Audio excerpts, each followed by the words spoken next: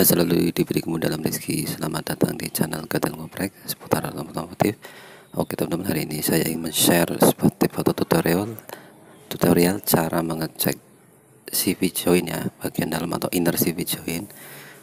Pertama adalah nanti kita dongkrak kedua roda depannya kanan kiri, tapi handrem juga diaktifkan, ban belakang juga diganjal ya.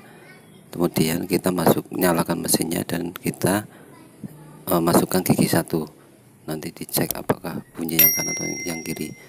Memang untuk gejalanya gampang-gampang susah, tapi sebelumnya juga kita harus mengecek bagian rodanya ya, apakah ada yang oblak.